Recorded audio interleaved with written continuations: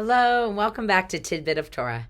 I'm always amazed at this week's Torah portion, Parshat Tissa, and the actions of the Israelites. Smack dab in the book of Exodus, between a bunch of Torah portions about the building of the Mishkan, or tabernacle, the holy indwelling place of God in the wilderness, we find idol worship. We find the incident of the golden calf, in which Moses is gone too long up on the mountain, receiving 10 commandments, 40 days, 40 nights with God, and the people get restless. They are looking for leadership. They are looking for power. And so they're looking, remember, these are traumatized slaves. They're looking for a sense of comfort and leadership to turn to and direction. So they turn to Aaron.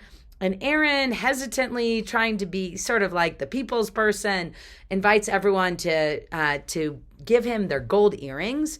And out of it, they make a calf. Well, a calf is not just any random golden symbol. A bull in the ancient Near East was a symbol of leadership and lordship. So we can imagine in a time where there was a power vacuum, where people are looking for leadership and direction, they found that in idol worship.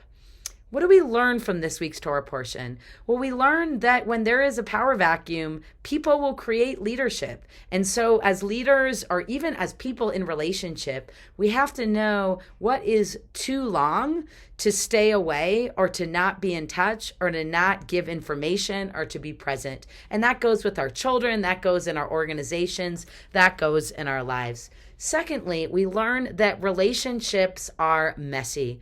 And even this beautiful, holy relationship between Israel, the people Israel and God, is one that is imperfect and messy, and they screw up big time. God gets really angry. He brings a plague to the Jewish people. It takes chapters and chapters and chapters of the Torah for trust to be regained, for Israel and God to sort of like make up. Right?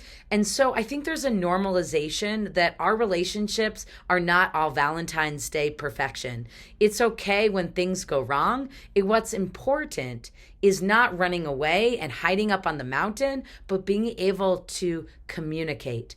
It's not a coincidence that after the incident of golden calf, we get the invention of the tent of meeting, a place of connection between Moses and God, and therefore the Israelite people and God, that was open, and an opportunity to find true communication and a sense of leadership.